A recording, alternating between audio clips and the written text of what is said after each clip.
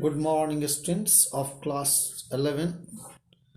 It is the third video of the chapter The Birth. Here it is the birth, which is written by Isaac Cronin.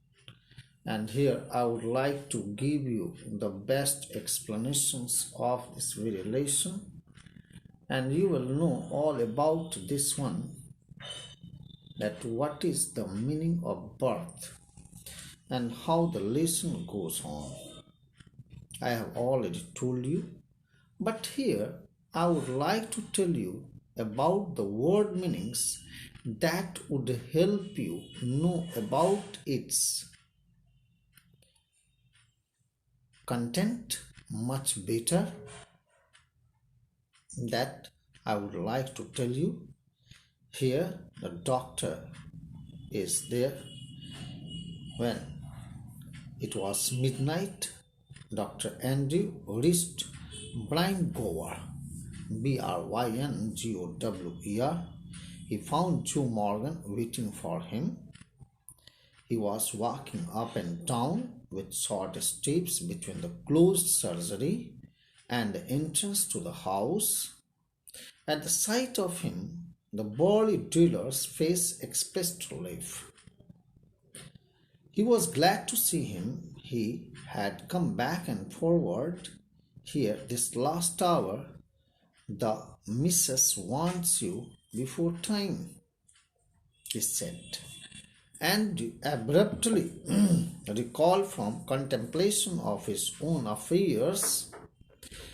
He told Morgan to wait. He went into his house for his bag so that he could sit out for the number 12 Blena Terrace, Blainatterrace, Blena Terrace. The night here was cool and deep with quiet mystery, usually so perceptive, and you now felt dull and listless. He had no premonition that this night call would prove unusual. Still less that it would influence his whole future in Blanley, because he was a new doctor. The two men walked in silence. Reached number 12. It was not. There was his voice, but it was full of strains. Inside there was a narrow stair led up to a small bedroom. It was clean, poorly furnished. It was Mrs. Morgan's mother. She was a tall, grey-haired woman of nearly 70. And she was watching Andrew's expression as he moved about the room.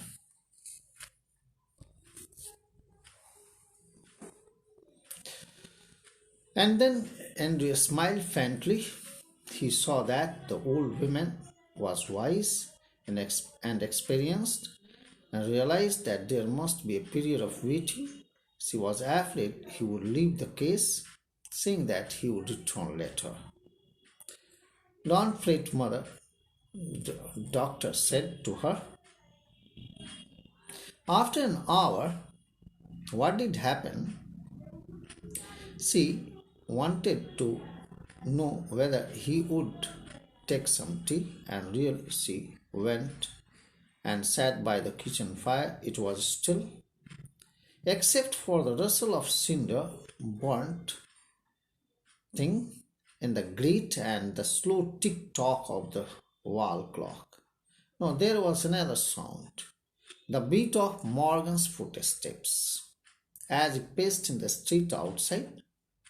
What did happen there that you would like to know?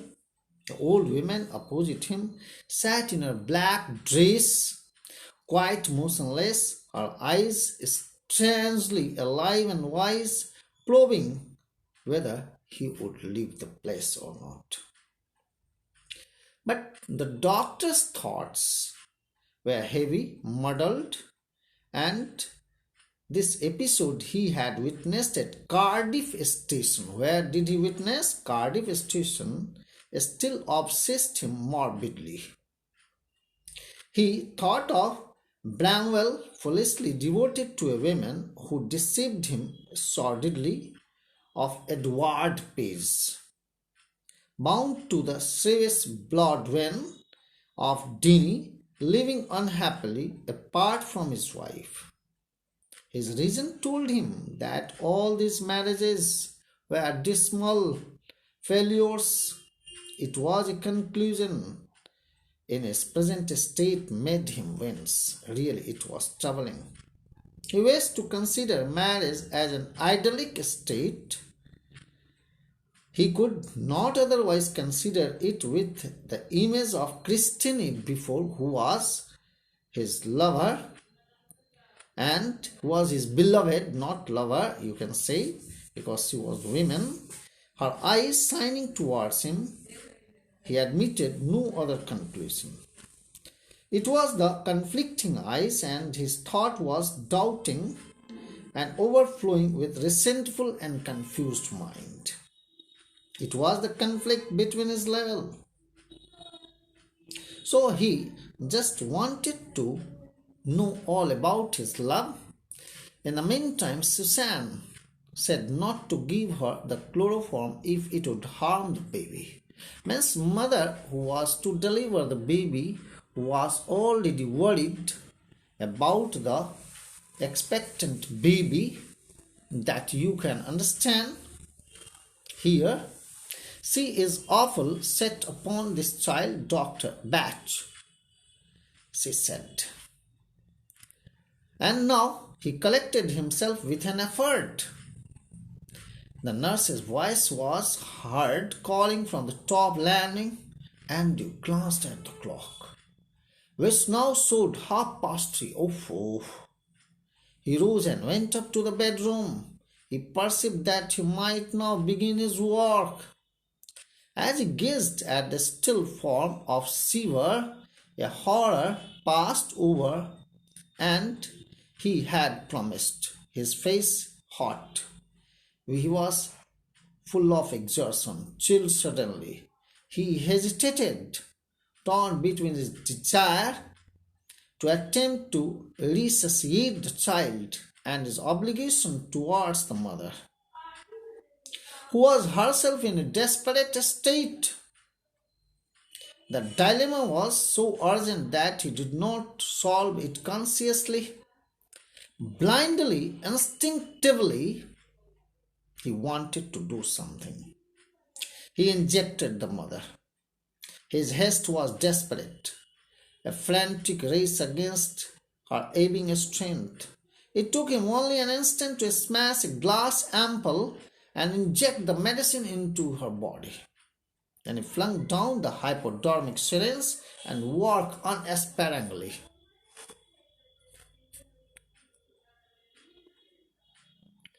Then what did happen? What did happen there? After a few minutes of feverish effort, her heart got strength and she was safe.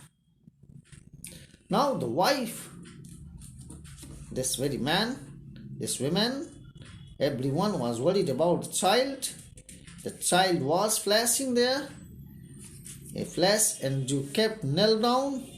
He could see that the child was kept below the sodden newspapers, and he was pulled out.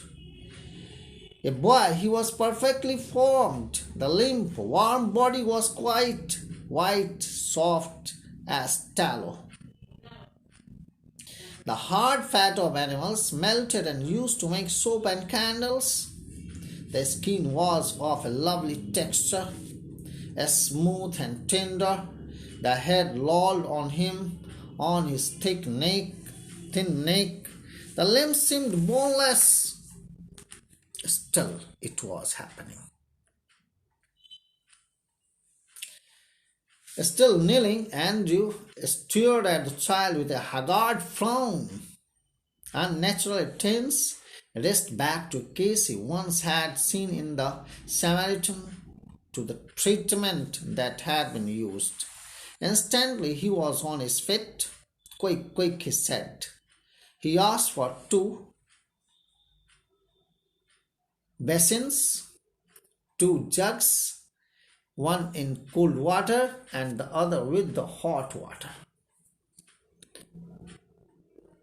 And then it was the moment that he wanted to put the child into both the jugs alternatively so that he could do something very graciously, and finally the child came back to life.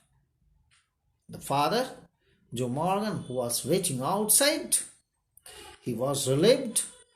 Mother, relieved. Father got elation, ecstasy, and grandmother was really so happy. This was the moment that really gave happiness to all these members of the family. And whatever I have done while I was telling you the whole story, you have just tried to learn all about the word meanings. In this way, I have given you a good ample of knowledge that you can understand about all these word meanings as well as the lesson that has been told. So you can imagine that parent, father and mother who got this baby after 20 years was lying dead, but it was the effort of the doctor who really brought him to life. Thank you, children. Thank you.